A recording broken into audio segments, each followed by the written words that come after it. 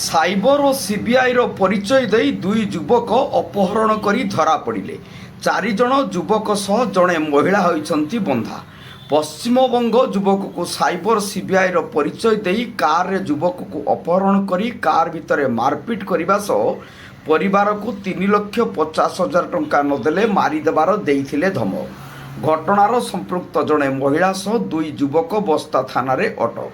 ଘଟଣାରୁ ପ୍ରକାଶ ଆଜି ସକାଳେ 4 ଜଣ ଯୁବକ ସହ ଜଣେ ମହିଳାକେ କାର୍ ଯୋଗେ ପଶ୍ଚିମବଙ୍ଗର ପୂର୍ବ ମେଦିନପୁର ଜିଲ୍ଲା ଦମସୁକ ଥାନା ଅଧୀନସ୍ଥ ଚକସିଦାଦା ଗ୍ରାମର ଶେଖ୍ ଏନାମୁଲ ନାମକ ଯୁବକକୁ ଅପହରଣ କରି ଓଡ଼ିଶାର ବାଲେଶ୍ୱର ମୟୂରଭଞ୍ଜ ଜିଲ୍ଲାରେ ଥିବା ଜଙ୍ଗଲମାନଙ୍କରେ ଦିନସାରା ବୁଲାଇଥିଲେ ଏବଂ ନିସ୍ତୁକ ମାଡ଼ ମାରିଥିଲେ। ଅପହୃତ ଯୁବକଙ୍କ ଘରକୁ ବାରମ୍ବାର ଫୋନ୍ କରି ଧମକ ଦେଉଥିଲେ।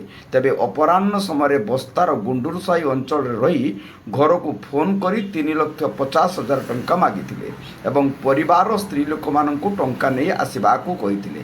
ଟଙ୍କା ଧରି ଏନାମଲର ସ୍ତ୍ରୀ ମା ଆସି ଗାନ୍ଧୀ ଛକଠାରେ ପହଞ୍ଚି ଅପହରଣକାରୀମାନେ ଥିବା ସ୍ଥାନକୁ ଯିବାକୁ ଚେଷ୍ଟା କରୁଥିବା ବେଳେ ସ୍ଥାନୀୟ ବାହାରଦା ବସ୍ତିର କିଛି ଯୁବକ ମହିଳାକୁ ଅଟକ ରଖି ସମସ୍ତ କଥା ଜାଣିବା ପରେ ବସ୍ତିର ଯୁବକମାନଙ୍କ ସହଯୋଗ କ୍ରମେ ଯୋଜନାବଦ୍ଧ ଭାବେ ଦୁଇ ଯୁବକ ଜଣେ ମହିଳାକୁ ଧରି ବସ୍ତା ପୋଲିସକୁ ଖବର ଦେଇଥିଲେ।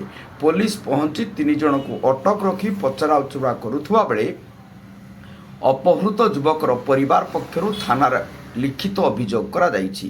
ଗିରଫ ଯୁବକମାନେ ହେଲେ ବିଦ୍ୟାଧରପୁର ଗ୍ରାମର ଶେଖ୍ ଚଣ୍ଡୁଙ୍କ ପୁଅ ଶେଖ୍ ଶେର ଅଲି ଓ ଶେଖ୍ ଇବ୍ରାହିମଙ୍କ ପୁଅ ଶେଖ୍ ଜାବେର, ବାଲେଶ୍ୱର ମୁତିଗଞ୍ଜ ଅଞ୍ଚଳର ରୀନା ଖାତୁନ ବୋଲି ଜଣାପଡ଼ିଛି। ଅପହରଣକାରୀମାନେ ନିଜକୁ ସିବିଆଇ ଅଫିସର ଓ ମହିଳା ଜଣଙ୍କୁ ନିଜକୁ ସାଇବର ଅଫିସର ପରିଚୟ ଦେଇ ଧମକ ଦେଉଥିବା ଅପହରଣ ହୋଇଥିବା ଶେଖ୍ ଏନାମୁଲ କହିଛନ୍ତି।